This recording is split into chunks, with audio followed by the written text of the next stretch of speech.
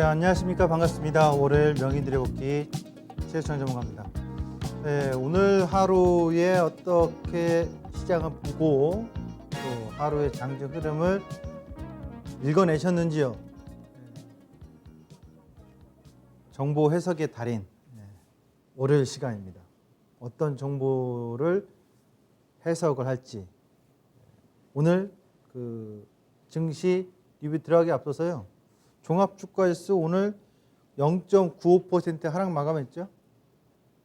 코스닥은 2.46%, 코스닥 지수는 866.99, 864포인트는 깨지게 되어 있다라고 얘기를 해드렸는데 옵니다.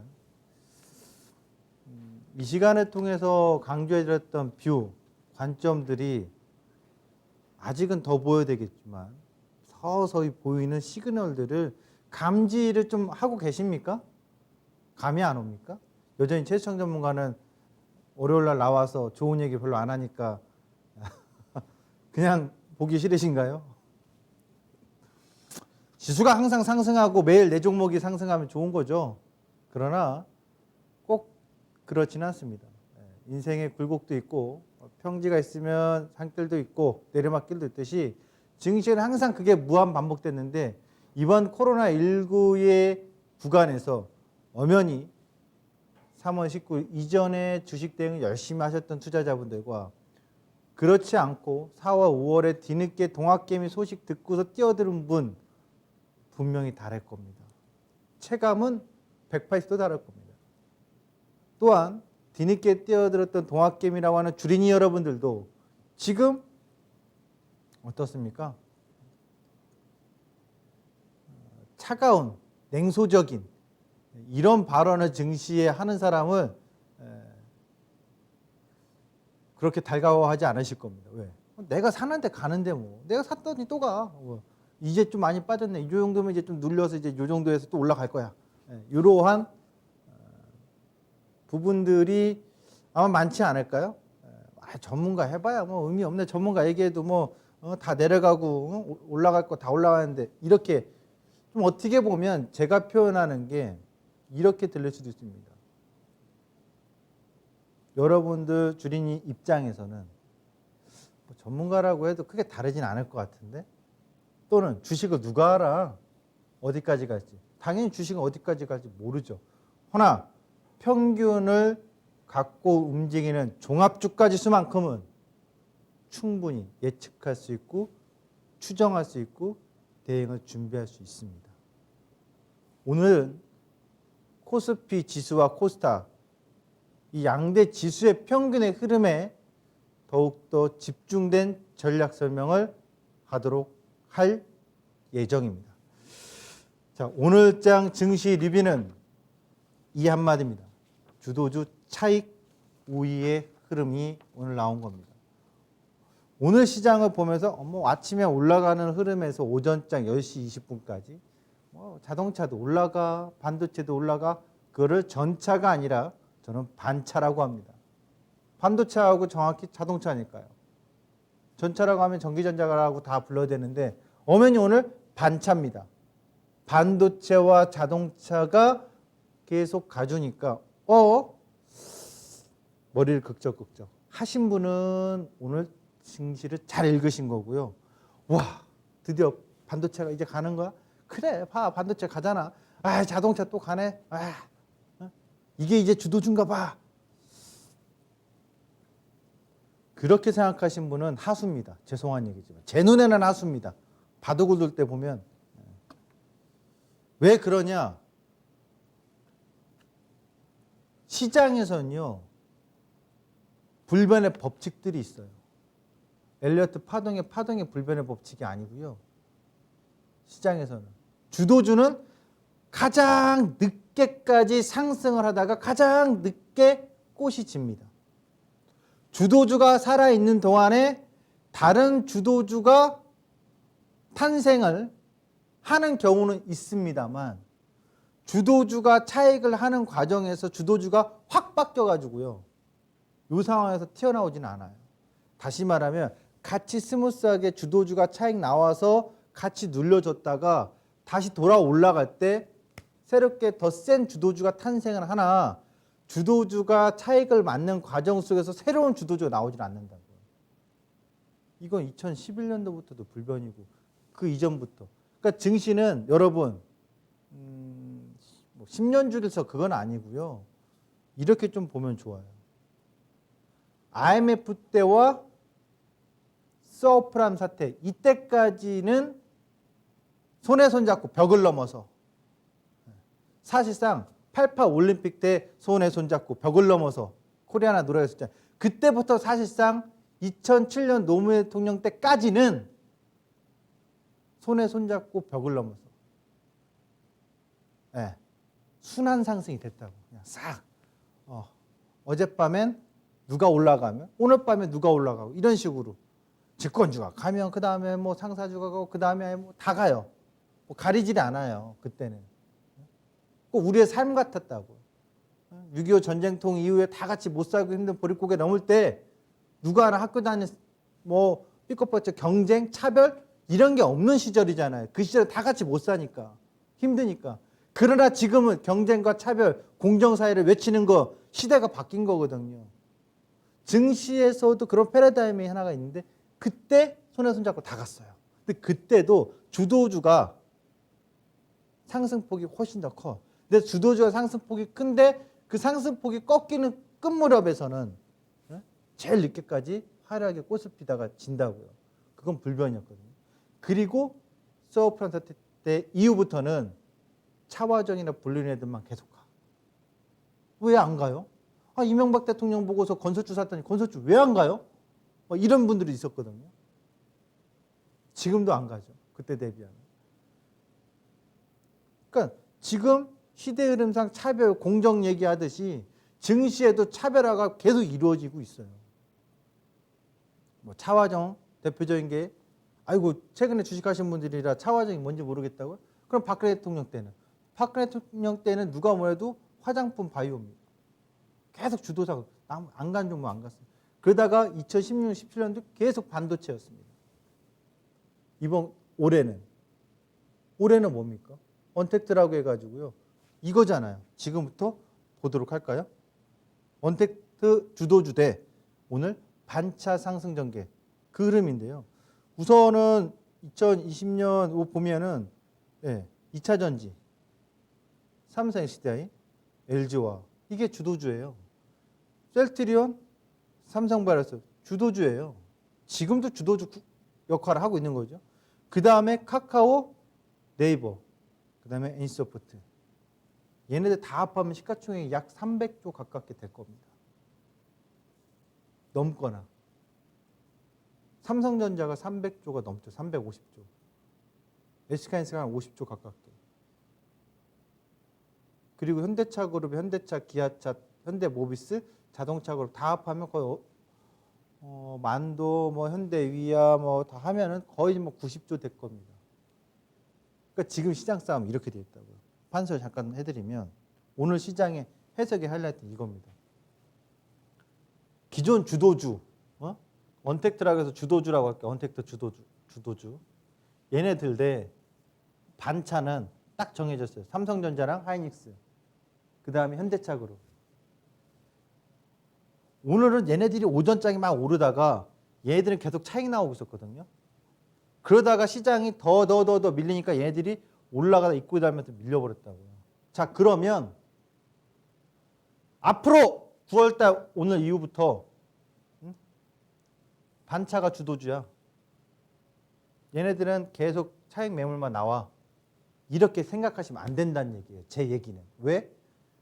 주도주는 계속 가거나 아니면 얘네들이 차익이 나오면 얘네들은 가다가 꺾여버린다고 같이.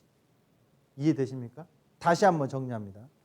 반차가 주도주로 가고 언택트는 계속 빠지기만 한다? NO! 그럴 수는 없다. 언택트가 눌렸다가 다시 재상승하면서 반차도 같이 간다? 그럴 수 있다. yes. 언택트 주도주가 빠지면서 계속 빠지면 얘네들은 올라가려고 해도 힘에 붙여서 눌림목이 계속 형성될 수밖에 없다. 이겁니다. 이게 오늘 시장의 복귀 포인트예요. 이거를 오늘 제가 복귀하기 전에 저도 그렇게 생각했는데요라고 하는 분은 나름 고수입니다. 그러면 그동안 제가 시장의 논리에 대해서 얘기해줬죠. 수급 얘기 간략하게만 잡고 가겠습니다. 그 수급은 이것 좀 볼게요. 제가 얘기했을 때 뭐 방송에서 얘기했을 때 신용이 증가하는 거 당연하지. 신용이 증가해야 수요와 공급에 있어서 증시는 시장이니까 시장에 사람이 많아야 시장에 돈이 오고 가는 돈이 많아질 거 아니에요. 사람이 한 명도 없어. 그럼 시장에 무슨 거래가 되겠어요? 그러니까 시장에서 당연히 수급의 논리상 증시가 계속 상승을 해주면 신용잔고는 증가하는 게 당연합니다. 그러니까 증시 상승할 때 신용잔고 증가한다고 두려워할 건 아니라고 제가 얘기했습니다. 허나 이거는 알고 계셔야죠. 임계치. 어떤 임계치? 시장에 사람이 많아. 막 몇천 명이 왔다 갔다 해. 그런데 말입니다. 시장에 사람이 아무리 많아도 각자 쓸 수 있는 돈의 주머니에 기본 한계치가 있다라고 한다면 어떻게 되겠어요? 네. 그 시장 오늘 하루 유통되는 거래대금은 얼마일 거라는 게 추정이 된다고요. 예를 들어서 사우디 갑부가 왔어요. 그래서 사우디 갑부 채수창이 탁 와가지고 왕세자야. 그래서 여기 동대문 시장 가가지고 쇼핑하려고 하는데 제가 돈이 엄청 많잖아요. 얼마인지도 아무도 몰라. 그냥 일반 소비자분들이라면 중산층의 뭐 어떤 가계소득 딱 통계 데이터를 보니까 요 사람들이 불과 몇천 명이 오면 평균 요게 거래대금은 얼마야 나오는데 또 내가 또 왕세자 최청 왕세자가 와가지고 말이야. 에? 동대문시장에서 몇 조를 쓰고 갈 수도 있어요. 왜? 나는 그런 능력이 되니까. 예를 들면 그래봤으면 좋겠습니다만 증시의 신용잔고는 결국 그건 뭐냐면 개인 투자자들의 데이터화더라고요. 데이터. 여기에 외국인이 있는 게 아니잖아요. 그럼 뻔한 거야. 자기 자본의 보통 한 80% 정도 증권사들이 신용대출 해주거든요. 근데 신용잔고가 지금 양대 증시 쪽에 거의 뭐 9조에 육박하니까요. 그럼 따져봐. 우리나라 증권사들 자기 자본했다고 80% 최대. 그리고 최근에 증권사들이 삼성증권, 대형증권사들이 신용대출 안 돼요. 안 돼요. 그러면 개인들의 주머니는 임계치가 도달하는 게 느껴지거나 추정해 볼 수 있거나 상식적으로 얼마 정확히 수치까지 아니어도 더 이상 한도가 안 나온다고 하면 수요와 공급의 원리상 계속 매수 주체가 힘을 발휘할 수 있어요?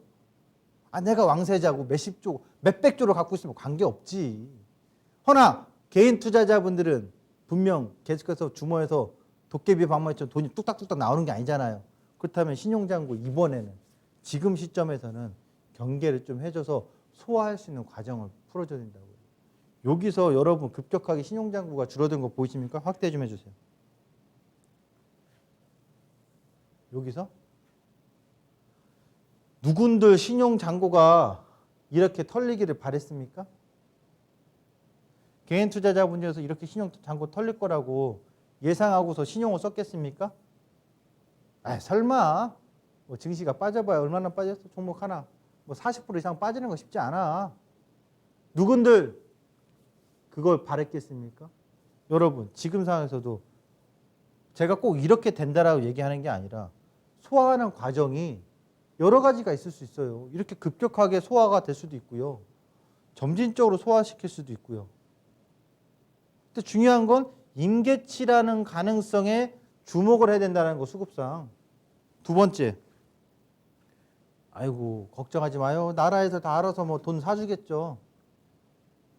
연기금이 역할을 해주겠죠. 기관이 역할을 해줬죠. 오늘도 뭐 기관이 좀 매수 들어왔는데요. 연기금은 17.3%의 주식 비중을 갖고 있어야 되는데 오버했습니다. 올해.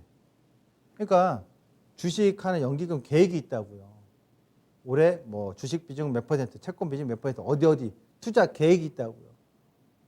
근데 주식 비중을 오버했으니 어떻게 되겠어요? 주식 비중을 낮춰야 되겠죠. 그러면 그것은 차익 매물의 우위 힘이 발휘하겠죠. 증시가 무조건 그것 때문에 빠진다는 아닌데 올라가면 야 던져 차익해 비중 줄여야 돼 던져 하니까 저항의 압박의 역할을 하거나 또는 증시가 빠질 때는 매물 압박의 가속의 역할을 하거나 어쨌든 매도 우위의 수급이 연기금이 있다고요. 외국인이 받아주겠죠. 외국인 마음까지는 제가 소통하지 못했네요. 외국인은 그럴 마음이 없을 것 같은데요. 왜? 제가 유추해보고 추정해보건데 이거 하나 좀 여러분들이 보셔야 될 것 같습니다. Why? 뭐 때문에 최성 전문가 외국인하고 소통도 못했다면서 뭔 얘기하려고요? 환율입니다. 이상합니다. 정말로 이상합니다. 외국인이 진짜 환차익도 보고 돈도 벌려고 했다면 분명히 이때부터 계속해서 주식을 순매수했어야 되는데 왜? 원화가 강세했고 뻔히 알았을 텐데 달러가 약세니까 달러를 계속해서 풀어대니까 그런데 원화 강세인 걸 뻔히 걔네들은 우리보다도 더 먼저 예측하고 전략으로 알 수 있었을 텐데 알았을 텐데 왜 매수를 안 하지?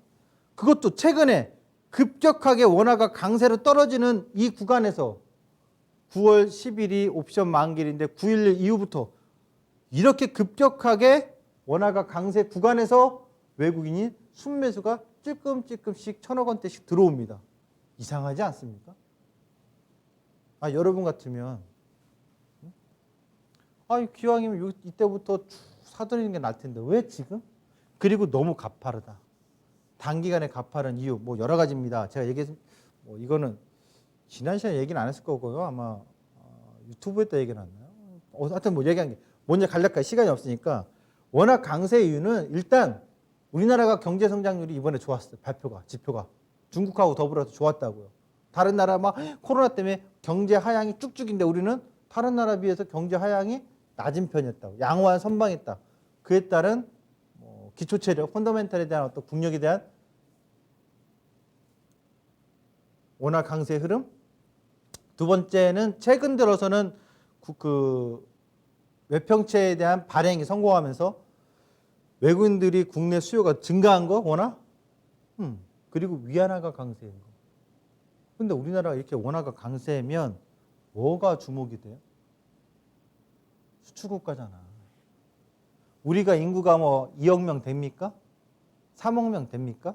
중국처럼 인구가 많아서 내수 부양 쪽으로 초점 맞추면 지금은 원화 강세가 유리하죠. 왜? 전 세계 교역량이 줄어들고 코로나 때문에 미중 무역 분쟁 때문에 교역이 쉽지 않으니까 그래? 그럴 것 같으면 이제는 수출 위주로 가는 약세, 자국의 통화 약세가 아니라 강세로 가가지고 수입 품목에 있어서의 인플레이션 유발을 하지 않아야 되겠다. 그쪽 같은데 우리나라는 내수를 띄우는 상황도 아닌데 또 우리는 워낙 강세. 그러면 뭔가 고민을 해보자는 얘기예요.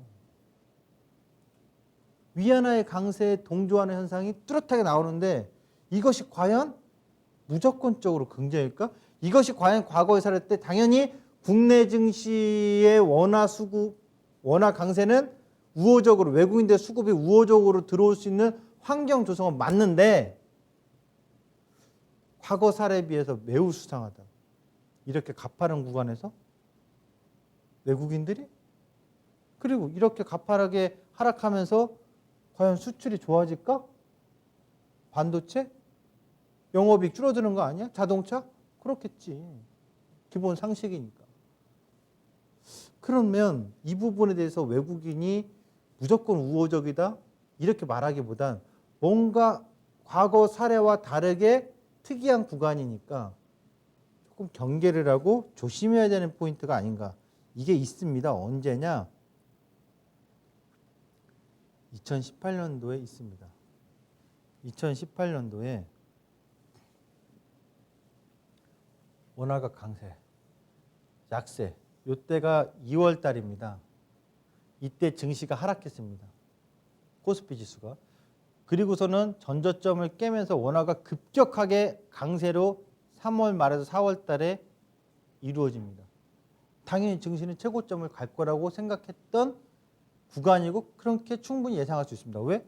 원화가 계속해서 강세 구간이고 약세 구간으로 가려면 이고점을 넘어가야 되는데 아직 이고점 안 넘어가고 있으니 그때가 3, 4, 5, 6입니다.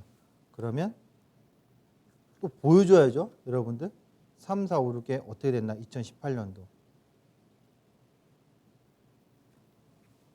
보여주시죠. 2월 달에 하락. 그죠? 그리고 2월, 3월, 4월, 5월. 누가 봐도 계속 환율 보면서 갔으면 올라갈 것 같았던 구간인데 깨갱. 언제부터? 6월 달부터 하락. 뭐 이때는 이슈의 재구성 제가 TV 프로그램에서 매일 할 때니까 아시겠죠? 자, 그렇다면 제가 얘기하는 건 이런 엄청난 비관적인 위기를 얘기하는 게 아니라 현 시점에서 트레이딩이 어떻게 된다? 아니다 싶으면 무조건 튀어! 할 준비하고 있어야 된다고 했죠. 왜? 변동성이 던질 거니까. 그러면 지금부터 또 하나의 변동성에 대해서 설명을 드리도록 하겠습니다. 자, 봐주세요. 8월에 잉태형, 잉태형, 잉태형, 잉태형, 잉태형, 잉태형, 김은국의 응애예요. 변동성이 내재된 코스피 경계가 필요할 시점이다. 이 얘기를 해드리고 싶고요. 자, 오늘 지수 전략적으로만 거의 초점을 맞춰서 98% 리뷰를 했습니다. 리뷰가 아니라 예측 전망까지 같이 하는 코너죠. 저는 지나간 거 훑어 지나가고 그냥 이랬어요 저랬어요 이럴 거예요라는 얘기를 안 해요. 모르면 모른다. 내가 보는 관점이 이거면 이거다. 딱 얘기합니다. 오늘 제가 본 관점들을 또 한번 딱 부러지게 전달하고 방송을 마칠까 합니다. 종목은 제가 카카오 게임즈 하나만 얘기했습니다. 뭐 HLB 그룹은 얘기는 이거는 좀 시간 부족상 카카오 게임즈 하나만 좀 얘기해 드릴게요. 카카오 게임즈가 넘사벽 10조. 왜 10조가 넘사벽이냐고요? 비교해 보세요. 전 세계 텐센트는 빼요. 시가총 500씩 넘어가는 텐센트 빼버리고 2위가 닌텐도가 80조인가 그럴 거예요. 그리고 네디지가 한 60조, 그리고 블리자드, 스타크래프트, 오버워치가 60조. 그게 스타크래프트가 좀 헷갈려. 50조 정도 될 거고요. 그 다음에 EA, 피파 요거가 한 40조 정도 될 겁니다. 넥슨이 20조 원이 넘죠. 24조 원대. 그 다음에 NC소프트가 18조 원대, 넷마블이 16조 원대입니다. 카카오는 매출과 영업이익을 비교해 보면 지금 4조 원대에서 5조 원대 사이가 3조에서 5조 원대 사이가 적정하게 유지될 거예요. 10조 원은 못 간다가 아니라 이번에 상장되고 해서 따따상 갔을 때 10조 원을 넘어가기 쉽지 않다라고 방송에서 언급됐던 그 기준 중에 하나. 그렇다면 카카오는 연일 지금 하락한 속도에서 반등을 한번 노릴 수 있겠지만 정고점을 시원하게 넘길 것을 기대하면서 배팅하는 것은 좀 무리수가 있다. 이렇게 좀 참고해 주시기 바라겠습니다. 명인들의 해안 잠시 내려놓을 줄 알아야 소중한 사람하고 있을 때는 잠시 핸드폰을 꺼 두셔도 좋겠습니다. 이상입니다. 오늘 명인들 복귀는 여기까지입니다. 감사합니다.